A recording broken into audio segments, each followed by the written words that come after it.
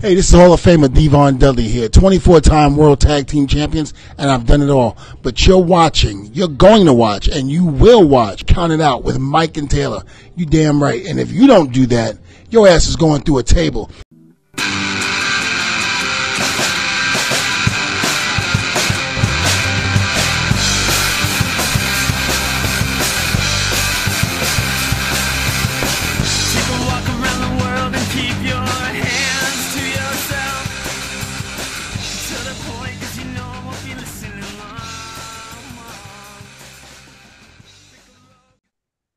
Well, we are live, pals, and welcome to another edition of the Bill Apter Seal of Approve Count It Out with Mike and Tyler. My name is Tyler, and I am not here with Mike today. What do I always say when Mike's not here? We have upgraded ×2. Mike, your shoes, your shoes are so big to fill, Mike. I had to bring two co-hosts on this week. We're going to start it off with the man in the tuxedo bringing class to Count It Out. The only person that can kind of bring class to this shithole that we call a show. We got the Mr. Yeah, it is hard. Let's see if I fuck up your show here. You're going to so fuck it up. I'm ready. Mr. Rewind, Recap, Relive. Ooh. No dice. Rewind. Did I get it? Yeah. First time ever. Of course, Landon first. That is a first for Tyler. I never get his show right. Of course, I'm talking about Jonah. Welcome back there, Mr. Jonah. Thank you so much, Tyler, for having me on this show again. I'm so excited to be here. I think we're good at spacing it out, too. I think I've only been on Count It Out like 4 times. Years, yeah. We bring you on here. We bring you on once every couple of years, class to join up, try to get some viewers. Just piggyback off all your work. Hope it's working. It's not. First time I'm meeting Van Landon in a while, too. That's Long right. time no see. Oh yeah. There's some history there. We'll talk about that, of course. Our other fine guest that we have here. He is the barn burner, and if you are a fan of Barrie Wrestling, he is the hometown hero, as voted by the fans of Barrie, the most popular wrestler of 2022. Of course, I'm talking about Van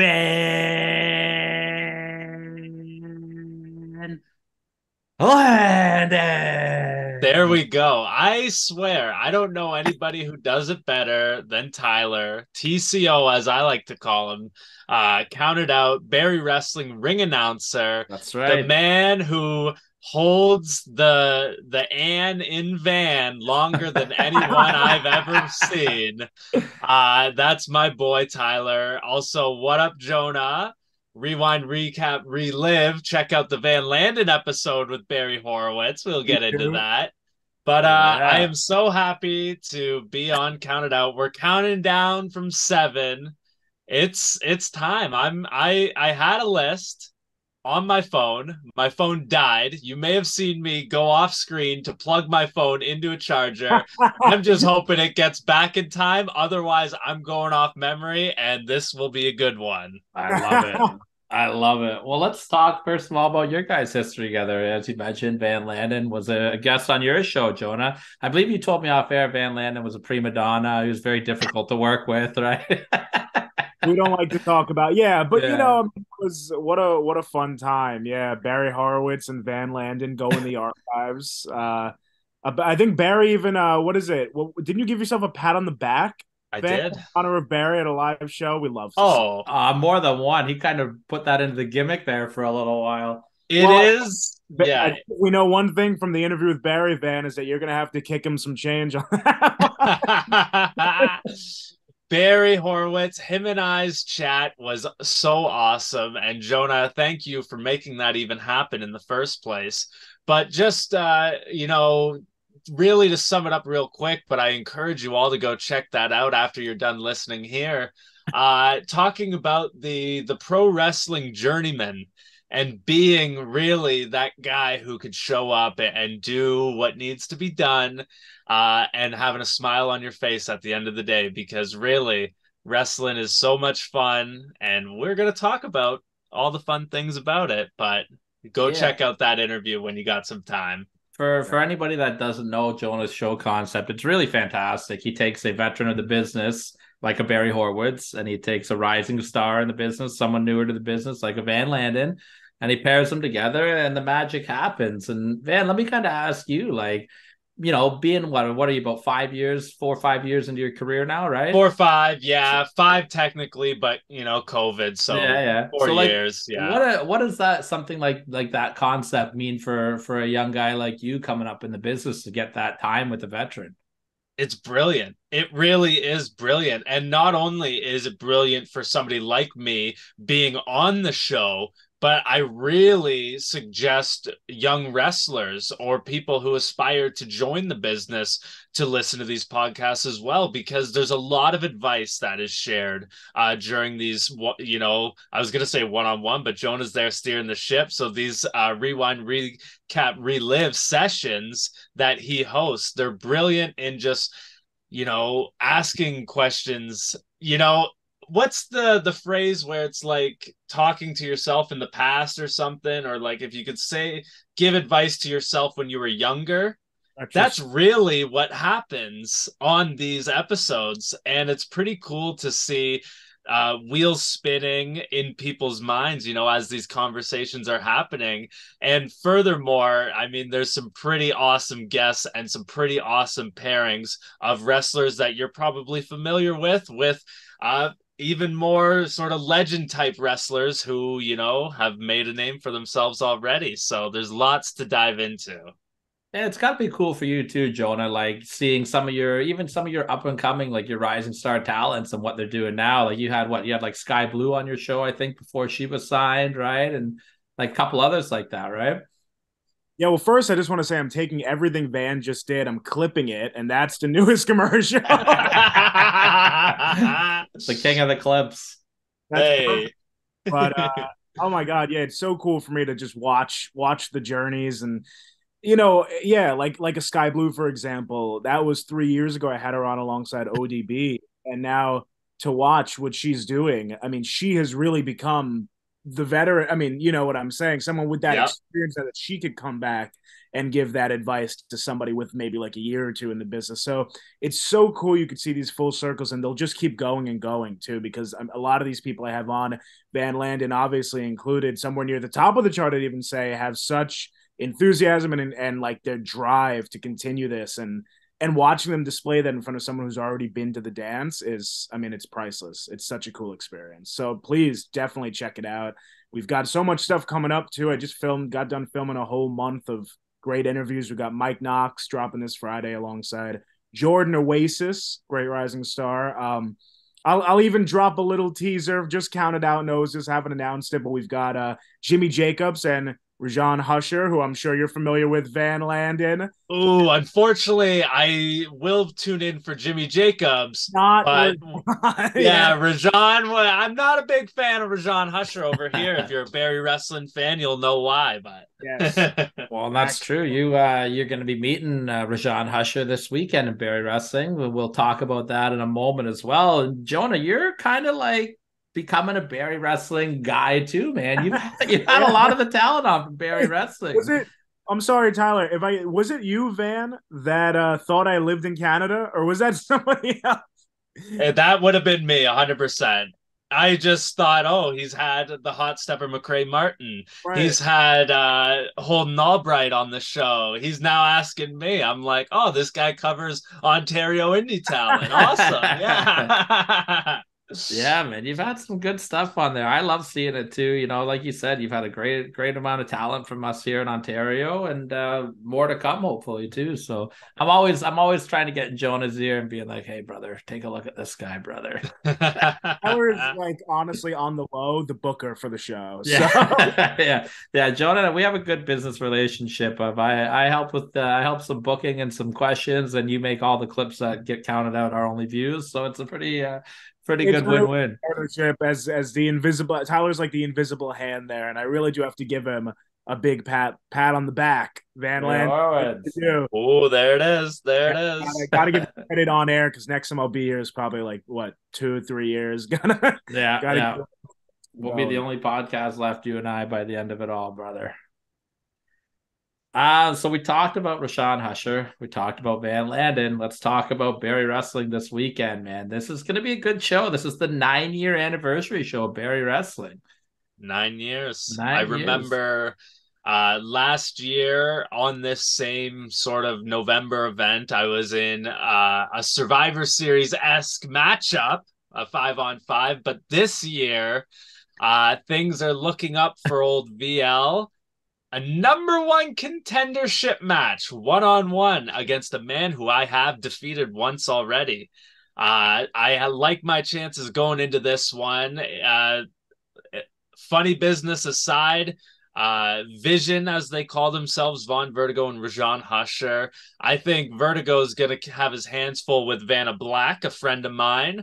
And so, with that being said, I think this Saturday it's looking likely that VL is going to go one step further in achieving the Three Pistols Championship. Young Jay Lee, you better watch out because I am knocking on that #1 contendership door this Sunday. Rajan Husher, like I said, I've beaten you in the past. Granted, you and your Vision partner, a double team attacked me in our tag match in our recent meeting, but, is he going to be there looking out for you this time?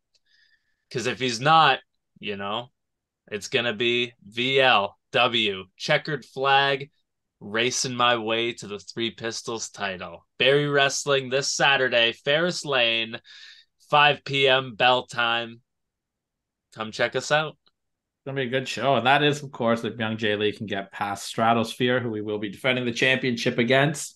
You mentioned Vanna Black with her hands full of with Von Vertigo. It's going to be a great match. Vanna Black accidentally sacked me at the last Barrie Wrestling show when I was getting out of the ring. I did not notice that she was coming back and jumping. I thought she was going to do a lap and slap some hands, and she grabbed the rope as I was coming in. So I was a little more high pitched. Thank God I didn't have to do a Van Landon intro after that one. It would have been Minnie Mouse Van Landon. Oh, boy. And then, of course, we will be crowning a brand new Barrie Wrestling heavyweight champion with Mr. Clutch Jesse V going up against the guy that I got a little physical with at the last Barrie Wrestling show, the Waymaker Kyle Boone. That's, they just had their wedding. They left the ring a disaster. They caused a whole big scene. I was staying as far away. I was at the merch table standing as far away from that mess as I could have been. Jesse V is a big guy that I have unfortunately been on the opposite end of the ring against. Kyle Boone, you've always got tricks up your sleeve. I hope you have enough of them to take down Jesse V. Jonah. Go ahead, Jonah. Yeah, I was going to jump in and ask Van. I mean, Tyler, I know he's been holding it down. TCO is the ring announcer, and he does have a great intro for yourself. But what was the feeling like back there? Did Tyler do a good job defending himself against Jesse V in that altercation? Kyle Boone. Kyle Boone got me. Kyle Boone, yeah. What was that like? Well, luckily for TCO, he's got Van Landon always looking out for him. So I kept my eyes on it in case things got a little bit out of hand. But Van Landon is representing Team LTD up here in Ontario, but Van Landon is also representing Counted Out 7 wherever he goes. So. That's right. I think I see a mixed tag match in the future here with Kyle and Shiloh against me and Van Landon. I do too. And then I'll turn heel on you like everybody else does because you're the 19. You better not. You better not. I mean, everyone else is doing it. It looks like a good time. I don't know. I'll just give you a little pepper shot, which you'll know. Sell and look at me. I go, I'm sorry, man. Everyone else does it. I just want to see what the rush is all about. All right. You drop a people's elbow, Tyler, like the Kyoto Rock Jericho. I think I could maybe only hit a Rowdy Piper eye gouge. I think that would probably be my finish. And if I'm lucky, and I'd have to get the blessing from Brad Myers, I don't want to steal his finish of the Stone Cold Stunner, but we'll see. But yeah, that's a good time. Barrie Wrestling's a fun time. Check it out on IWTV. We got a lot of stuff going on in the world of wrestling. And Jonah, you sent me a clip before we went on air. Van, have you seen the Bret Hart commercial for Amazon? I have not. I haven't even heard of this until this second. The greatest thing on the planet. Wait. Well, Jonah's muted. There you go. Muted? Yeah, we couldn't hear you. Edit that out. Yeah. I don't. We don't edit. We don't edit on Count It Out, brother. Have Mike do that. No. Yeah, that it's the greatest thing, Van Land. If you haven't seen Bret Hart Amazon commercial, look it up. Apparently, I don't know if this is real or not, but it's a selling point in the. Maybe it's like for select packages, but he's apparently like delivering them or something. I think it's like a grand prize winner where he gets prize. like Bret will deliver the package to your doorstep. Whoa. Yeah, so everyone, like, we're gonna be jacking up the Amazon sales in the old Tyler Wolf household over here. Let me tell you, might be the only way I can interview him. Yeah. Oh. To the doorstep, you're there with a mic and camera and everything. Hey, brother, you want to give me a little bumper here, Brett? Oh God, what are you guys liking in the world of wrestling right now, Van? Let's start with you, Jonah. Actually, we just talked to Van about Barrie there. I want to go with Jonah here. What are you watching? What are you liking right now? I'm loving it. What LA Knight, I really am. I think it's really cool that they're giving him this big shot. To circle back to when everyone wanted him to win Money in the Bank, I feel like that was like the true. Like they put him in that match, and everyone was like, "Oh, give it to him, give it to him." And it was in London, right? It was big, and he didn't win it, and people were disappointed that Damian Priest took it. But I feel like it was the right decision. A lot of things were coming out like, "Oh, just wait, wait, he'll get it." And here he is now without the Money in the Bank briefcase, going solo, which is very cool, just by himself going in against Roman Reigns. And, the bloodline, it's interesting, too, because the last opponents we've seen go up against Roman, I feel the bloodline has been very strong. And finally, now it's kind of like in pieces, and it's in a bit of uncertainty. You still got Heyman and Solo, but Jimmy's kind of here and there. Jay's obviously main event Jay. So there's some cracks forming. I don't think we're going to see Roman lose the title because I would love to see Cody finish the story later on, but it does open up the door for a really cool possibility that LA Knight might come close, and I'm excited for that because it's something new. He's so fresh, he's so energetic, like one of the most charismatic guys I've seen in a long time. I'm actively seeking out his promos if I miss them after the show and watching them over. Like he really makes me a fan. I'm a big fan of LA Knight, and so I'm huge on that. The fact it's in Saudi too, it's going to be treated like a huge match, right? It's like the Saudi Manias type of feel, so it's going to be big. I can't wait to see it. You feeling the LA Knight love there, Van Landon? You on board? No. Yeah. There's only one. You thought I was going no. You thought I was going no. Nada. I'm not gonna lie to you. I'm not an LA Knight guy. I might be the only guy on the planet. I'm just Tyler.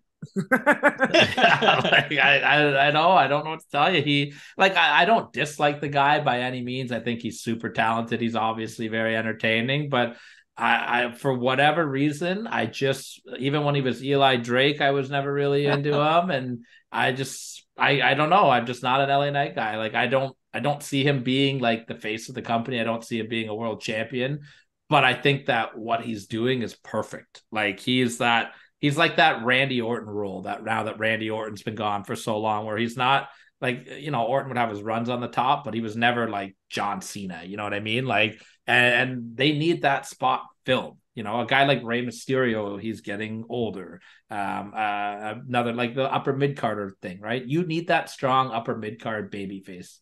And I think that he's doing a perfect job with what he's doing. People are into the match. Him and Roman are going to have a great match. LA Knight will come out looking better after this match and when he went in before the match, because that's what Roman does, is one of the greatest champions in WWE history, right? But yeah, they call him the elevator because he's going to elevate him. Yeah. You guys, anything you're excited about on this card coming up? A little crown jewel talk. Do you have the card right there? I got it here. We got. I forgot that crown jewel was even like this weekend, so yeah. I'm a little behind the eight ball here. But you got Seth Rollins and Drew McIntyre for the World Heavyweight Championship. I did not know that match was happening. Absolutely. That's not good. How are we feeling about this Seth Rollins World Heavyweight Championship? Like, is this title? Is it feeling like a world title to you guys at all? Like, or is it it's just the kind new of Intercontinental? Yeah, like I wasn't a fan when they announced to bring this title on. I thought it took away from what Roman's doing. And I just feel like nobody is taking this title seriously with Roman. Until Roman loses the belt, I don't think people are going to take this title seriously as a world title. I agree with that. It's there's the big one, and then there's the transferable one almost at this point. So, Yeah. Like and that's exactly how people are viewing it. So, yeah, I think so. Jonah, what's your take? Is this feeling like a world title to you? It's not, and like a big indicator is that I didn't even realize that was happening. And I keep up with WWE frequently, and I totally missed that there was another world title match other than the Reigns and LA Knight one. Like this, it doesn't feel like pre-show worthy, but it doesn't feel main event worthy either. It's somewhere in the middle. I think Van said it great. Like it's a new Intercontinental Championship, and it's actually ironic you say that though because the IC title seems way bigger. I was right honestly just going to ask you guys that question. Like, what are we talking here? Is the IC title belt more important than this World Heavyweight Championship?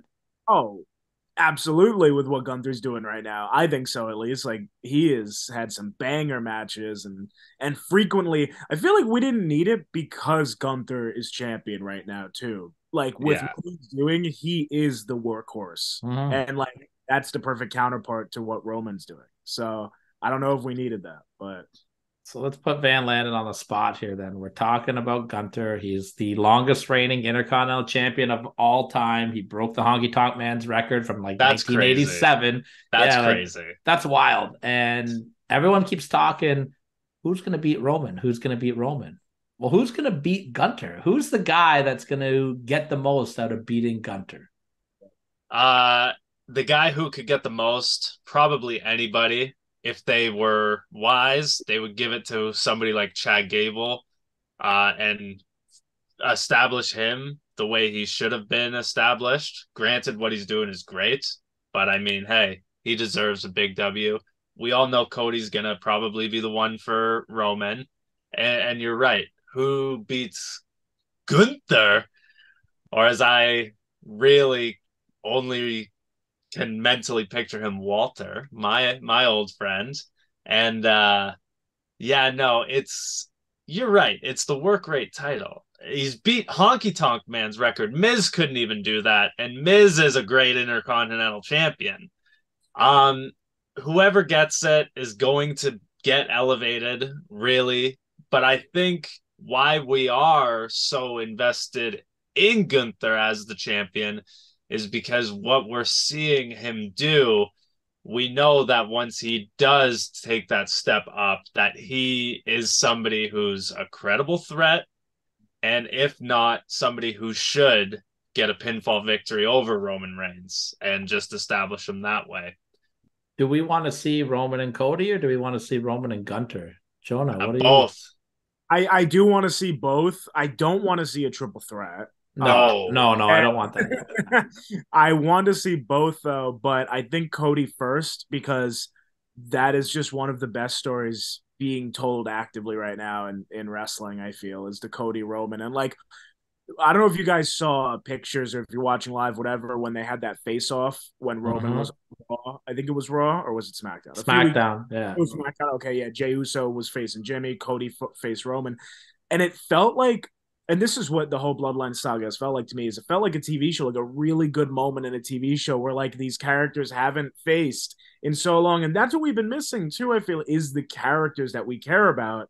And like these two characters are just so there. Like, oh my god, when they faced off, like I actually had chills. I was like, wow, like this is why it matters. Like this is why this story needs to be finished. So yeah. Is that a tag match you think we see at like the February pay-per-view, like Elimination Chamber? Do we see Roman and Jimmy against Jay and I don't know. Cody? I'm kind of for because I think we're gonna see those one-on-one matches at Mania, right? We're gonna see Uso versus Uso. We're probably gonna see Cody and Roman. Nice little appetizer at the pay-per-view there. I don't know. If we do, Solo Sikoa is taking that pin. Yeah, good people in that match. What about who did I just want to ask you guys about? I want to talk about Rhea Ripley a little bit, and I want to talk about Judgment Day. these guys are killing it. We're seeing, it looks like we're building towards War Games here with Judgment Day against Cody and Sammy and all those guys. It's been a nice build. It's starting to feel a little bit repetitive. We're getting, a little bit of I think they might have been peaked a little bit too early. We still got a couple weeks to go to Survivor Series. If we get the War Games match, that is, right? I don't know if it's been announced officially. Rhea Ripley, though, she's got to be on people's radar for like Superstar of the Year, right? She's having a great year, like out of all of wrestling. Like, she's killing it this year. Would you put her as the WWE MVP this year? If not her, the package of her and Dom are the biggest, one of the biggest draws in weekly WWE television at the moment. It's crazy. They're over like Rover, and the Judgment Day started with old Adam Copeland. It's crazy to see. And I mean, you can really look at the origins of any faction, I suppose, and look to where they end up. But to see where the Judgment Day started, in my opinion, which was almost laughable at the time, to where it's at now is insane to me. I got a little fantasy booking that I would personally like to see leading into Mania. I think at Royal Rumble, I would like to see Roman face Finn Balor. And I would like to see Roman beat Finn Balor. And then when the match is over, I'd like to see Damian try to cash in on Roman and Finn being pissed off, not wanting to be outshone, costing Damian the briefcase. That way you keep the belt with Roman. And then you get Damian and Finn at WrestleMania. That's great. That's my fantasy booking. I can see that happening. I could see it, but to throw a wrench in there, I just love the Judgment Day so much. Like, I know they have to be disbanded at some point, and to be honest, they've all shined. Like, look at WrestleMania 39 that just passed. They were all in a marquee match, right? I mean, you had Finn in the Hell in a Cell. Oh, I think just Damian wasn't. Yeah, maybe Damian wasn't. But then he became Money in the Bank, so that's his thing. But like Finn, Hell in a Cell, Rhea, Charlotte, and Dom against Ray, and like all of that stemmed from the Judgment Day. It was great.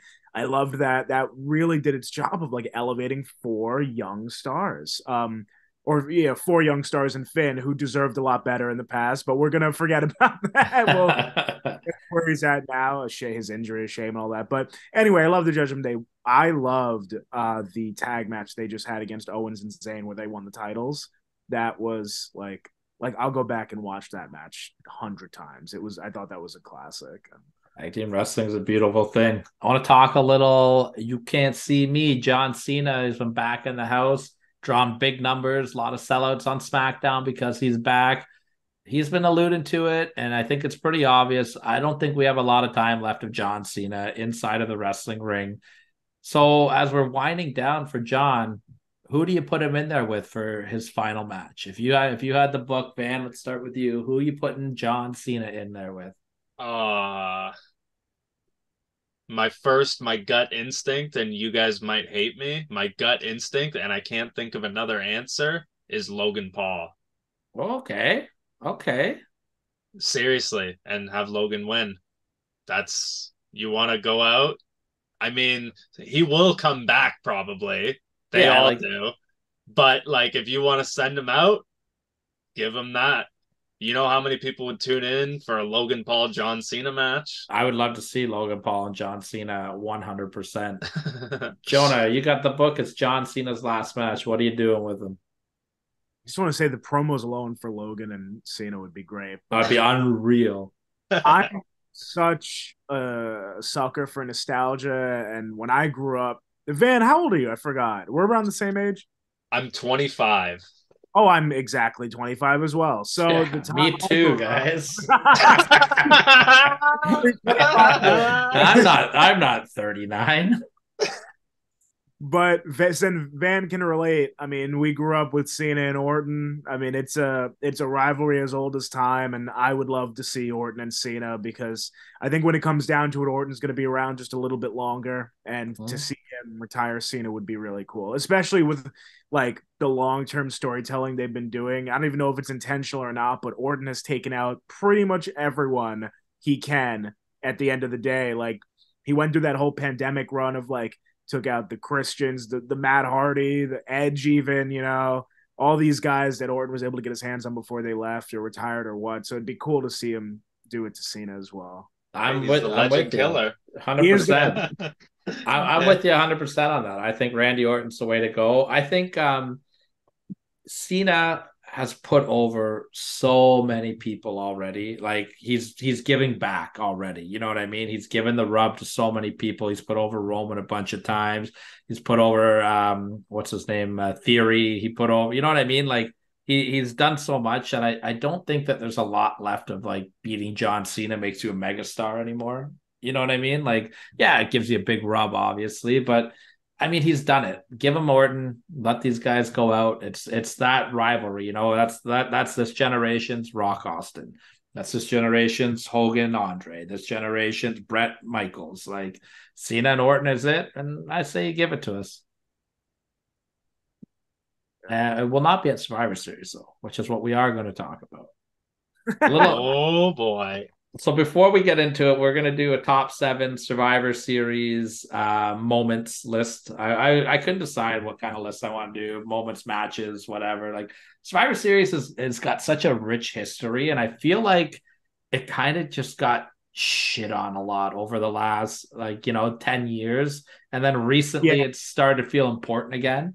But Survivor Series is so different, like the tag team concept. And I'll talk as the old guy in the room here who came up with Survivor Series. I've been alive longer than Survivor Series, so like these events were so fun to watch build back in the 80s and the 90s because like these guys would be together on TV like every week and they'd cut these fun promos together and the matches were different and they were fun and you see these mega stars together and like back in the 80s when you're watching TV like you're not seeing superstar versus superstar every week, right?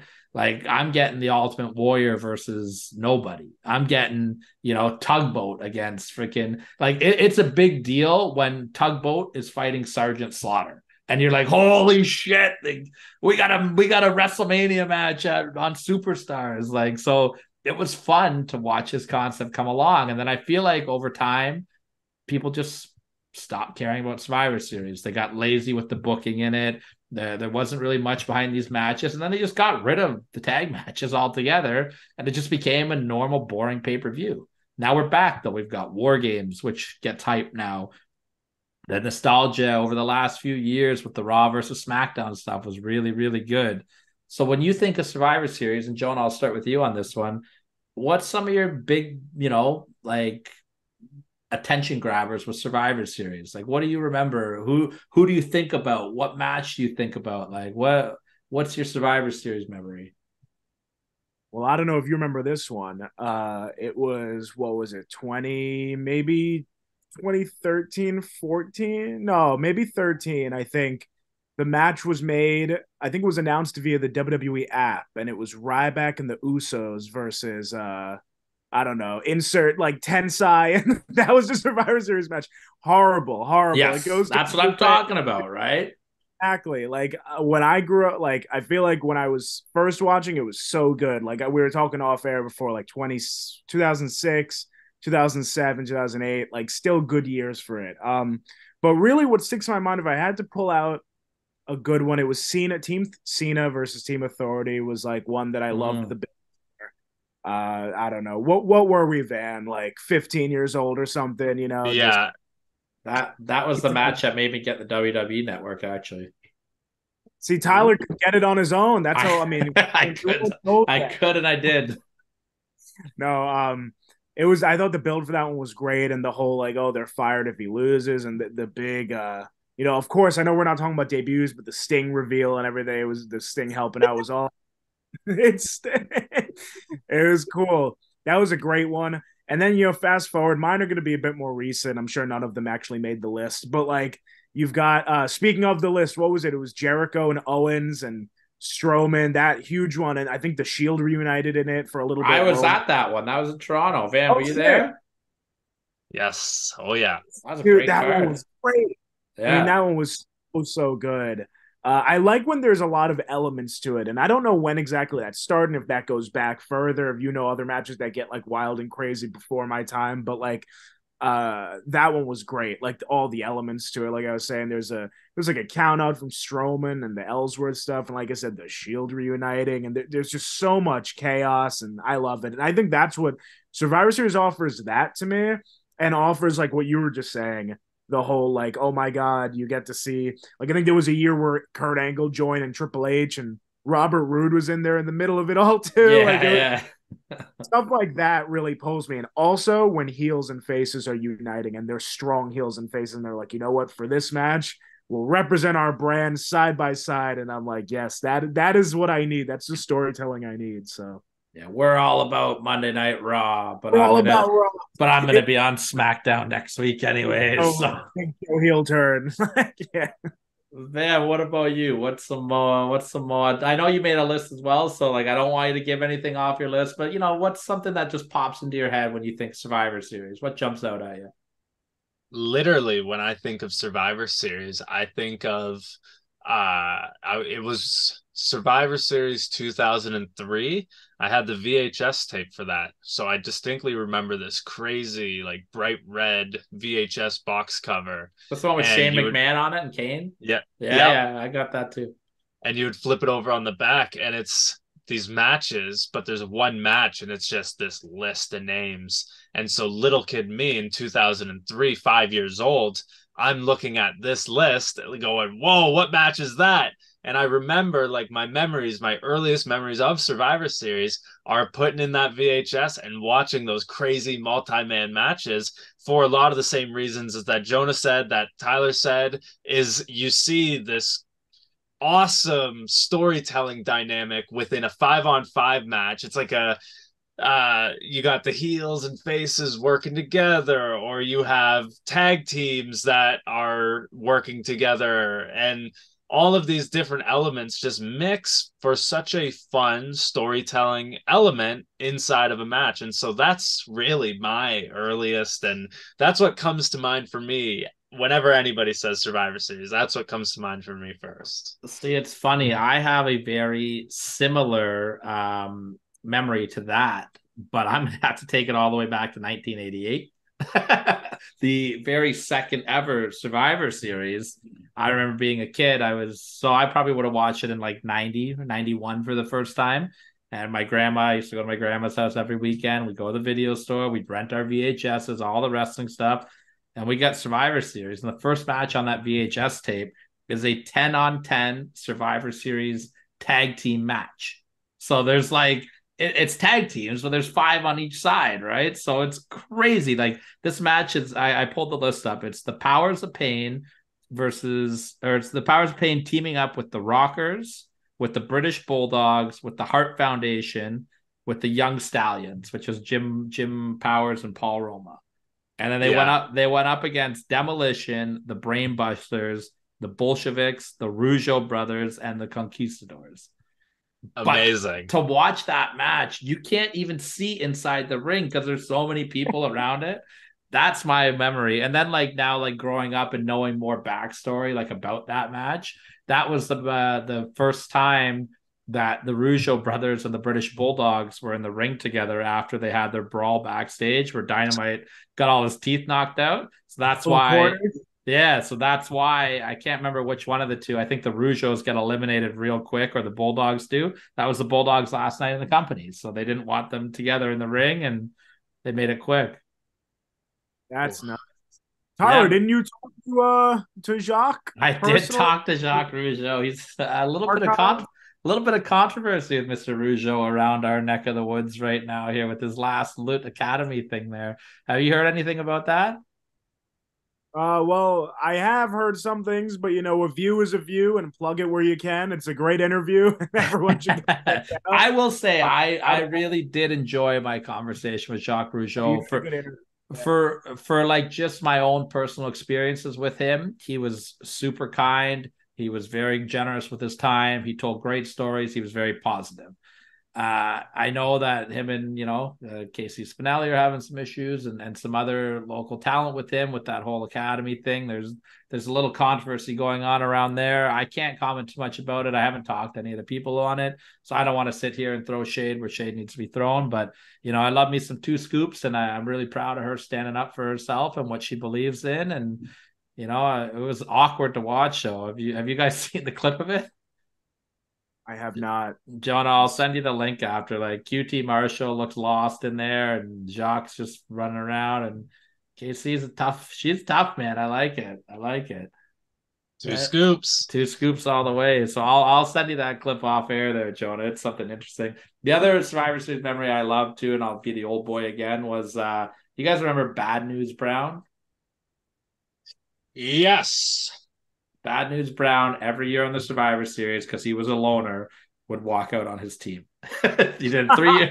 It was the best. Like, you're just waiting for it. Like, and they do the same spot every year. Like, one year he's holding the face, and then Honky Tonk Man would lean back, try to punch the face, and the face would duck, and they'd punch Bad News, and he'd be like, "Fuck you guys, I'm out of here." That's so funny. Yeah, every year. Never heard of that before. I love it. That's fantastic. I love the old Survivor Series. They're very fond memories for me. Jonah, I'll ask you then, because Van Landon, you talked about that Survivor Series from 2003. Do you remember a lot about that Survivor Series, like watching it? Is that for both of you? So I'll start with Van. Did you remember the matches on that? I remember Shane and Kane. I remember a lot of blood back then. That's what we're going for. So Shawn Michaels on that pay-per-view, in my opinion, and I will say this, I think this is one of his greatest performances of all time in wrestling. It's Team Bischoff against Team Austin in the Survivor Series match. And it was like, if Austin loses, he's got to leave the WWE or something like that. And it was a star-studded match. It was like Shawn Michaels, the Dudley Boys. I can't remember who else was in it, against like Mark Henry, Christian, Jericho, a couple other people. Like it was a really, really good match. And it came down to Shawn against, it was like just Shawn on Austin's team, and like 3 huge heels. It's like Jericho, Christian, Randy Orton was on that one as well. He was a heel at that time. And Shawn just hits a gusher, like one of the biggest blade jobs I've ever seen him do. And just like fighting like behind like that, and the white meat baby face. I cannot recommend to both of you guys going back and rewatching that match again. It is phenomenal. Phenomenal. If I was doing a list of top 7 Survivor Series elimination matches of all time, that would be in the top 3. No questions asked. No questions asked. It was good stuff. So, how do you want to do this here? Van, you said you made a list? I do have 7 things written down. May or may not be a list. All right. How about this? How about I will do a list, and I'll make a point, and then you make a point, and I'll tell you if it's on my list. Or how about we do that the other way? You say one of your points, and I'll tell you if it made my list. All right. I actually did a ranking here, and I have a feeling, because I got some deep cuts on mine, so I have a feeling that we won't have too similar of a list.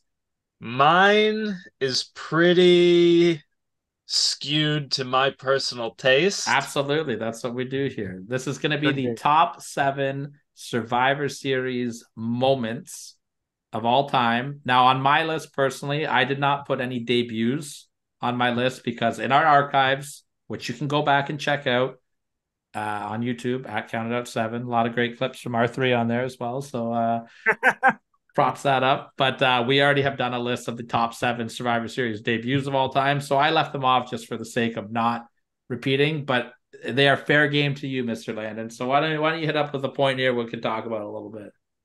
Do you want me to give you my just full 7 rapid fire because I don't really got a long wind explain each one. Mine are pretty moment oriented for a All lot right, of all right, these. all right. Yeah, All right. hit him up, and if something jumps up, maybe we'll have a talk about it.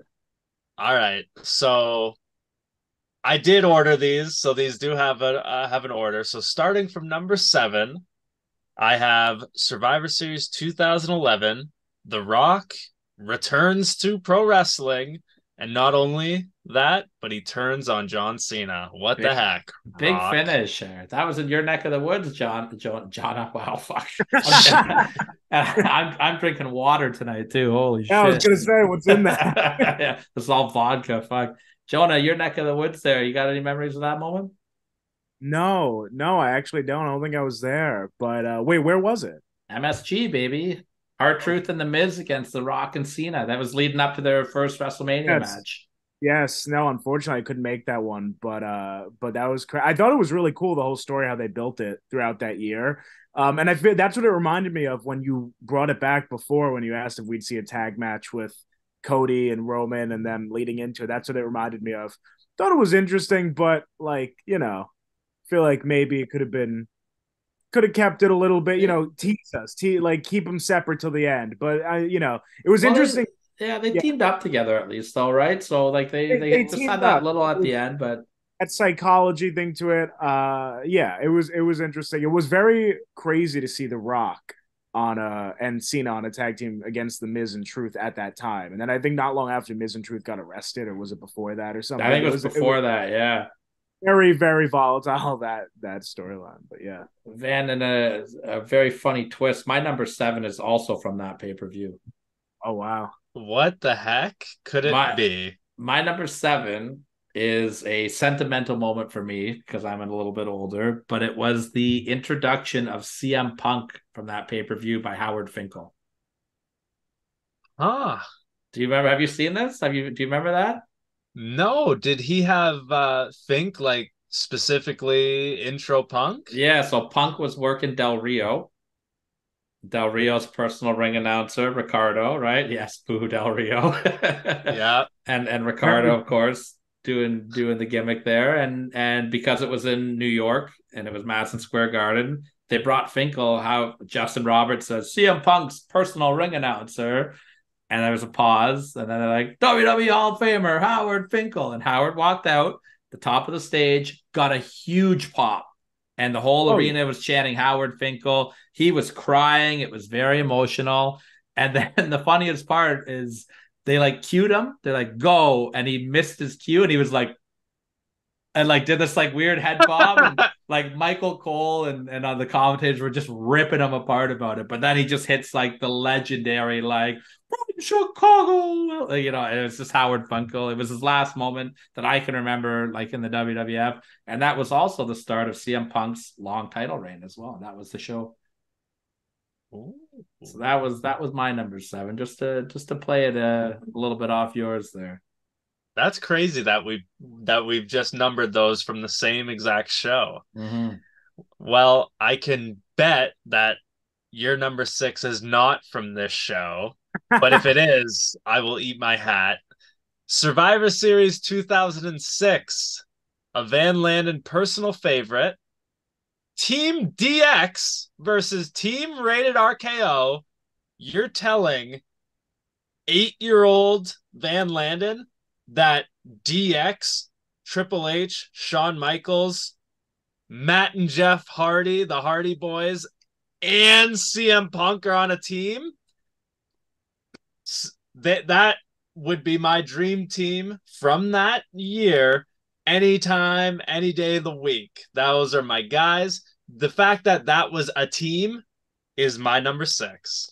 Well, Johnny, you ready? You want to see Van Landon eat his hat? Because it's my number 6 too.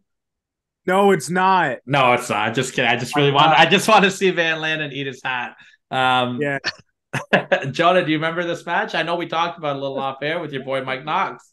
I know. I was just about to bring it up. Van, I mean, and this is coming from probably the biggest Jeff Hardy fan ever. I have to go with Team Rated RKO because they did my guy Mike Knox dirty in that match. They super kicked him in about 3 seconds and acted like they didn't know who he was. So that's kind of insulting. Quick plug: interview drops this Friday. Mike Knox and Jordan Oasis. But yeah, I love that match, and I gotta say, other than that moment, like I do have to side with Van that Jeff Hardy, Matt Hardy, DX, and CM Punk all on one team, and just having the other team be Edge, Orton, Mike Knox. I don't know who else was on it. Shane I Helms. Nitro. Yeah, Shane Helms and Johnny Nitro. Dude, yeah. I mean, that match alone, like, I don't actually remember the match itself, the entire match, but just those names alone, I could see why it made Van's list. Yeah.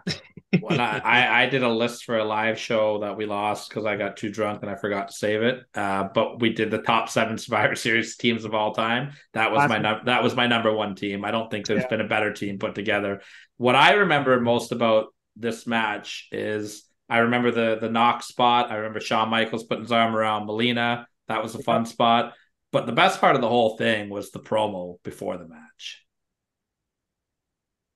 You guys remember? Do you remember the promo? The crowd in Philly was losing their mind. All, Triple H and the Hardys, DX and Punk were all in the ring. And Triple H is, being DX like, are you ready? And he's doing it.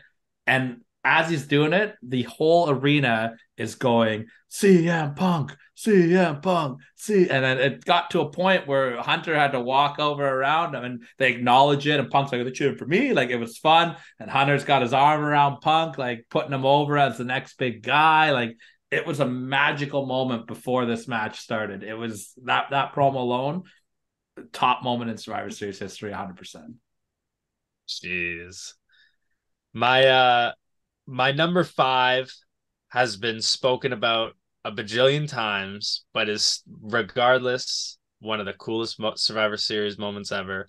From Survivor Series 2012, the Shield debut. Yep. Yeah, big one. Who can argue that, really?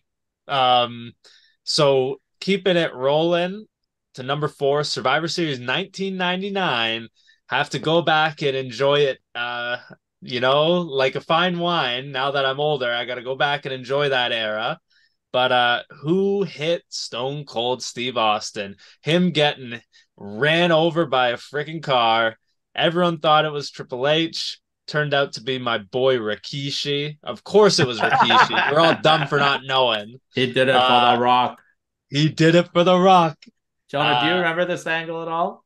I remember the angle. I don't remember the actual moment, but it was this. I left this one off my list just because I hate this angle. I really did, because the year before, the year after, because the Austin came back and Hunter and Austin fought at Survivor Series, and that was that moment where he picked him up in the forklift in the car. You see, and then he drops them, and it would have murdered him, but he was back on Raw like the week later. Like, it was.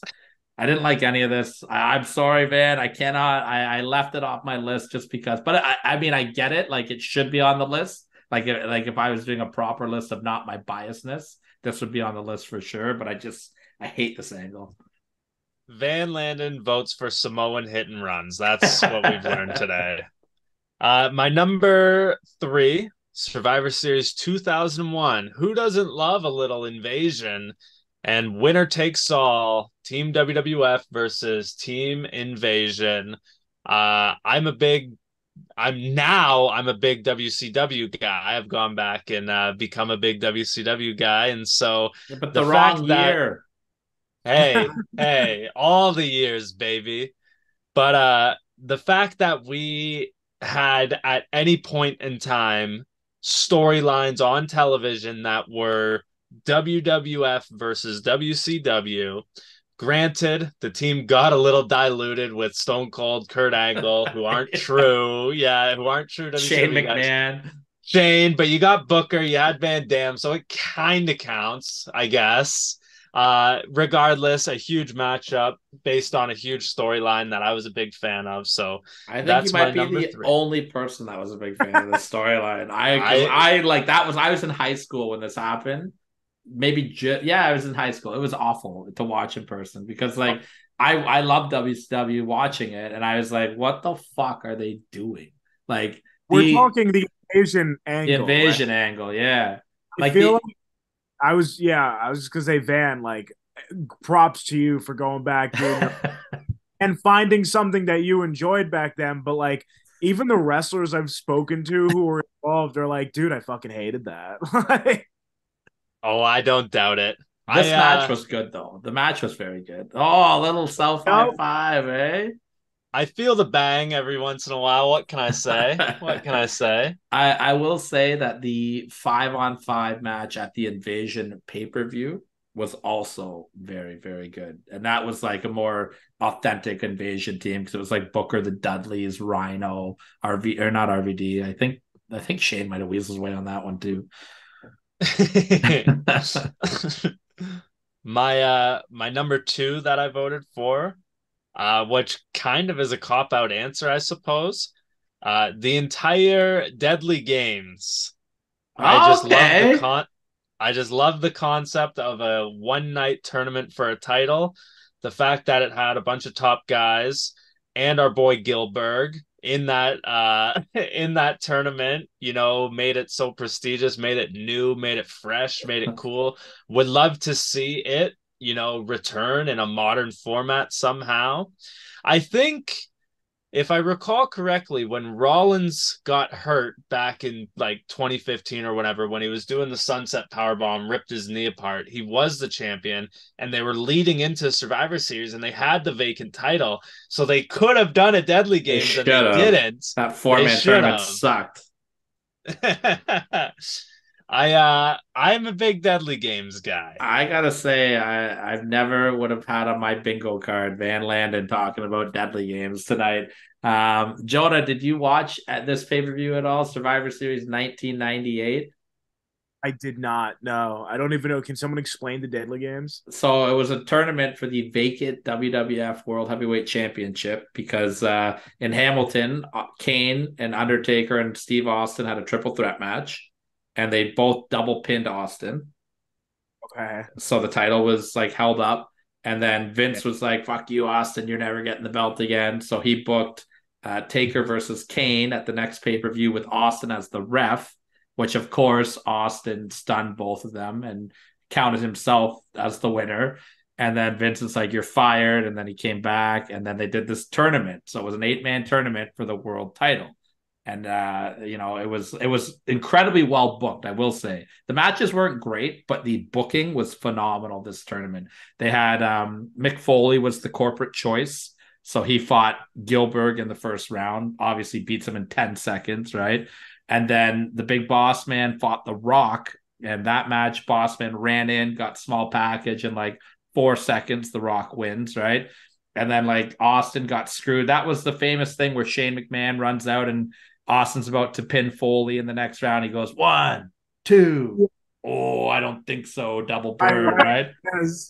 I love it. So then Austin gets out of the tournament. We come down to the Undertaker, I think, got disqualified. So The Rock had it easy against him. And then your finals is The Rock and Foley. And that's where Vince turned heel and The Rock turned heel. And they screwed Foley over. Yeah. Birth of the corporation from that. Also, great theme song. The Deadly Games theme song. If for anyone that's never heard it, it's awful. It's a Deadly Games. Like it's absolutely terrible. Please look it.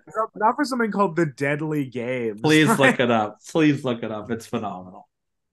And the VL #1 Survivor Series moment is the most biased on this list. Survivor Series 2016. I'm a WCW fucking fanboy. So when Bill goddamn Goldberg appears on the fucking screen and makes his entrance, I'm in the nosebleeds losing my mind.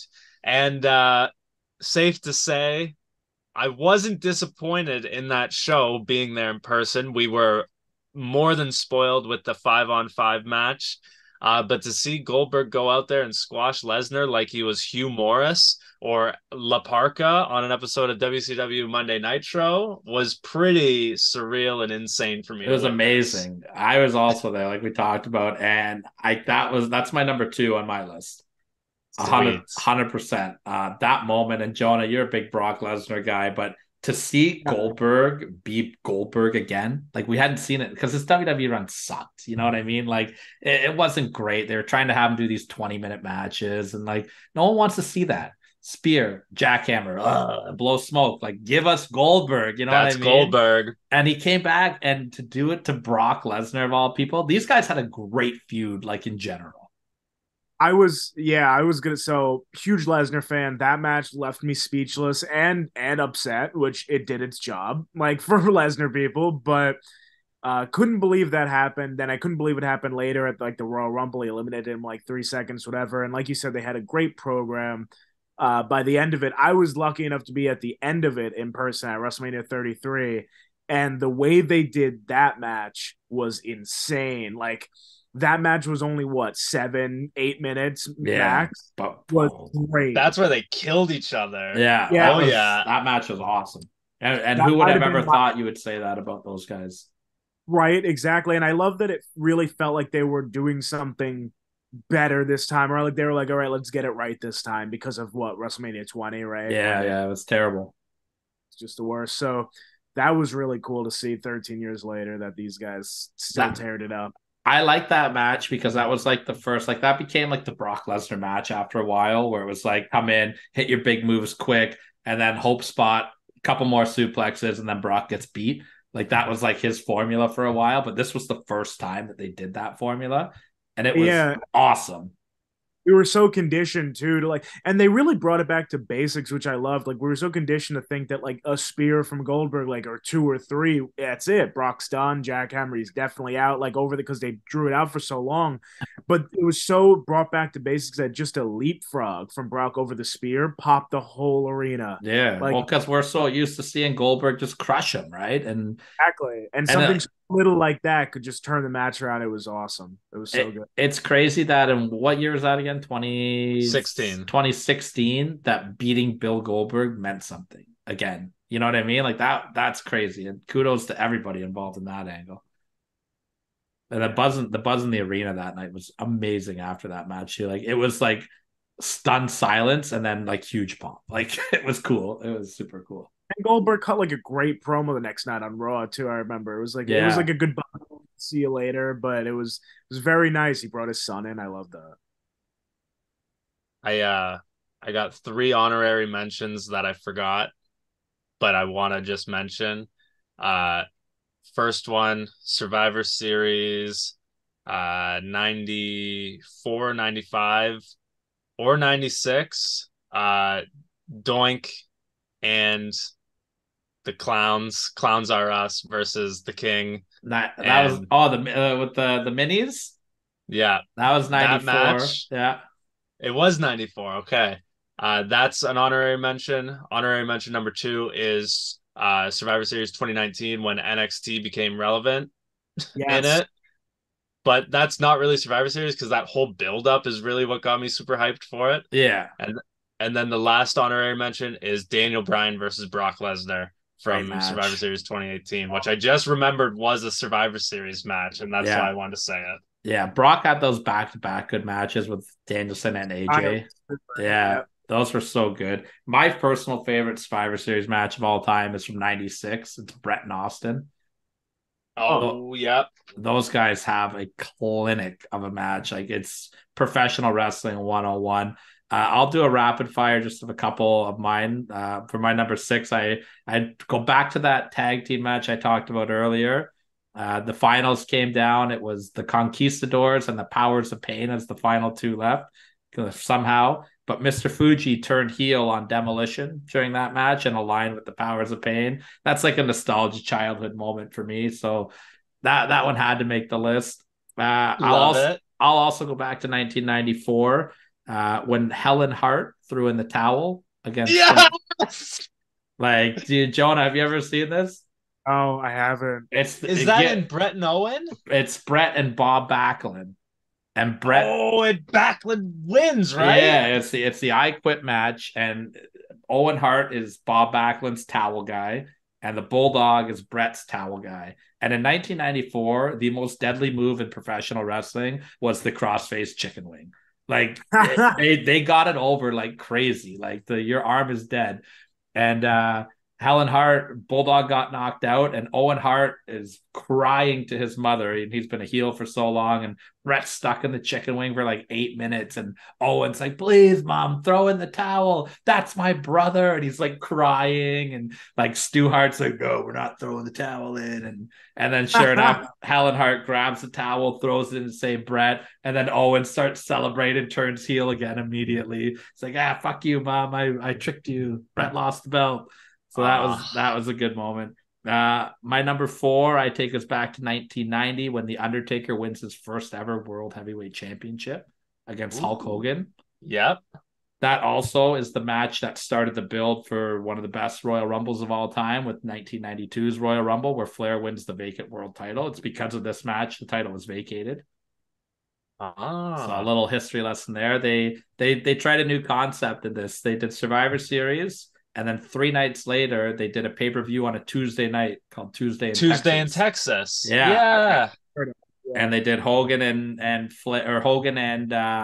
Taker in the rematch because Taker was the champ and Flair had interfered in the first match, and then Flair interfered in that one, and Hogan got the belt back, but they held it up and put it up for the Rumble. So a little one there. Jonah, you'll like this one. We'll go back to your neck of the woods in New York here, and your boy Brock Lesnar. But this time he's getting screwed by Paul Heyman as he loses the world title to the Big Show, getting his first loss ever. Oh, that's going way back. Yeah. That's about 2000. No, that would be what, 2004? Two or 4? Maybe 2. That was the card with the first Elimination Chamber on it as well. So that'd be 02. Okay. 02, yeah. My number... Oh, go ahead, Jonah, yeah. I was saying, I feel like they buried that like over the years because I had to look that up when I got older that Paul did turn on him one time before because they were milking him so much. It's like, especially with the streak and everything. I remember I was at, it might have been WrestleMania 31. It was when he was going up against Roman and Seth cashed in. But yeah, 31, yeah. I was able to be there and I went to like the fan access and Heyman was like in the ring at one of these like little panels and someone's like, when are you going to turn on Brock again? And he was like, again? What do you mean? He's like, I am going to turn on him so I can pick his hand up and raise it as the winner. It was something dumb like that. But I remember being like, wow, wait, so he did turn on him. Okay. Yeah, they had a good little heel run there. He put up with the Big Show there and that built up to WrestleMania 19 with the Shooting Star Press. Yeah, it's good stuff. We talked about Big Show in jeans. Big Show in jeans, yes, with the cast on his wrist. With black jeans, right? Yeah, jeans, black jeans, Big Show, the evolution of the Big Show. Forget about the evolution of the Undertaker. Let's talk about the evolution of the Big Show. My number 2, we talked about Goldberg and Brock, and I went with the pretty obvious number 1. I went with the Montreal Screwjob. Yeah. You see, I hate it so much that I was like, it's not even on here. Yeah, I get that. It's just like that's like when that's what Survivor Series is known for. So I went with that. Like I had a couple honorable mentions. I had when Charlotte Flair snapped against Ronda Rousey. I thought that was awesome. She just beat the hell out of her with that kendo stick. You remember the triple threat when it was DX against Cena? Yeah. And the bell rang and Sean super kicked Hunter. Yeah, that I thought was pretty awesome. What else did I have on there? The Team DX we talked about. And yeah, no, that was it. There's a lot of stuff you can talk about, but I wanted to try to do something a little different. I kept all the debuts off because we've done that. You could talk about matches. That's a whole other list, right? But that's it, man. Survivor Series.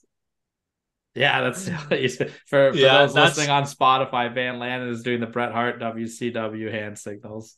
Yeah, that's the visual exclusive for everyone who watched along. That my secret honorary moment is, and I did it again. You guys got to watch for that. That's like they show that scene in like those good video packages that they do, like the Kid Rock Lonely Road of Faith or the Creed like My Sacrifice, which by the way, Creed is like touring next year. No way. Yeah, dude. We got to get really sad and go to one of their shows. Buddy, you got to come to Toronto for it.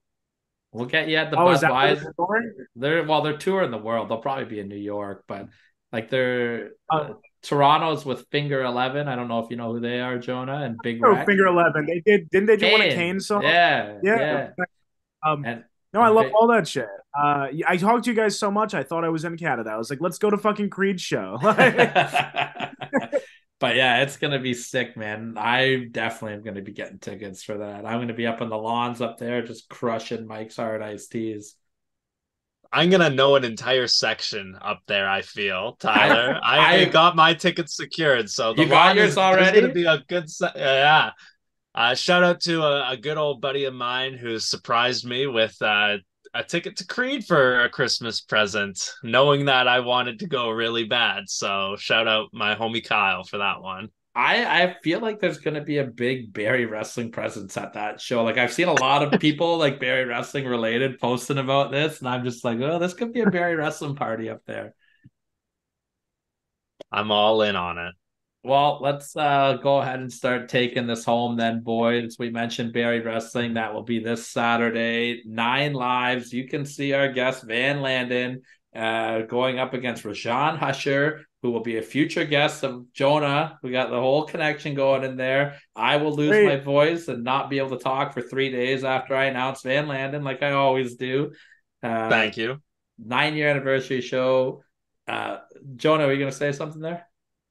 No, I said this is great. It's almost like you planned this. It's almost like you're a host, Tyler. This Every is now great. and then. Every now and then. Van, hit us up with the social medias. You can follow me on X, on Instagram, on Facebook, on YouTube, on TikTok, all of the above. Search at the Van Landon. That's TheVanLandon, the Van Landon. I'm on all of them, and actually tune in because I'm on Twitch now, Thursday night, 7:30 p.m. Van and Holden in the evening. Tune in, twitch.tv/the Van Landon. Just search Van Landon. There's not many. I don't think there is another one. And if there is, that's not a wrestler, you're in the wrong place. So find the one that is the wrestler, and that's me. There can't be another one because my voice can't handle to you. Jonah, you got by the time this airs, Mike Knox will be tomorrow. That will be for this Friday coming up, right? Yes, tomorrow on Rewind Recap, Relive, brand new interview, Mike Knox and Jordan Oasis. Jordan just did a bunch of extra work with WWE, which was awesome. He was in there with Rhea Ripley, did some stuff with the Seth and Shinsuke rivalry as well. So check it out. He's great. And Mike Knox, this is actually Mike's second time on. He came on about 2 years ago, and he gave such great advice that I had to have him back. And I want to start doing that more often too. If you guys go in the archives, see any great episodes you like, just know that those guys might be coming back on in the future. So especially the one sitting right down there. If we got to do a where are they now with Van Landon 100%. So let's go. Check it out. Rewind, recap, relive, or go to at R3Jonah on YouTube and X, and you can find everything we've got right there. So we're just waiting for Jonah to get his first ring announcer on so I can be the rising star. Got a little hardware on your shoulder there. What do you got? HPW, man? Representing one half of the HPW tag team champions, old Van Landon over here. That's the stay tuned for the future. Where are they now with R3 for the story? All the success. Yeah, I'll tell you guys my booking fee off air for helping put that one together. All right. Boys, this was a blast. Jonah, it's always great having you back, getting the tuxedo out. Oh, by the way, we didn't even talk about it, but catch Jonah. He's still doing some work with the Cafe de Rene every now and then, right? Yes, Cafe de Rene. I just got the chance to talk with Chavo Guerrero for like 2 hours the other night, which was such a fun experience. But yeah, you can catch up, of course, the brainchild of our mutual friend, Tyler James. James here, you might know him as. Great guy.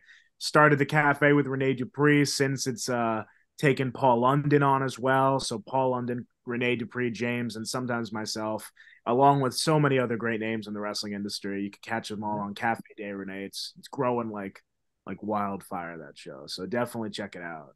Paul London, your new best buddy also, eh, Van Landon? You were hanging out with him in Hamilton, right? Me and Paul London enjoy a lot of similar things. I'm leaving it at that. I love it. I love it. Boys, thank you so much. Van, I will see you on Saturday. And yes. Jonah, I will see you, I don't know, in Philadelphia, hopefully. Down the road, yeah. Down the road. We will eventually see each other. Well, on behalf of Jonah and Van Landon, saving the big one for Friday for Saturday. You guys have been counted out.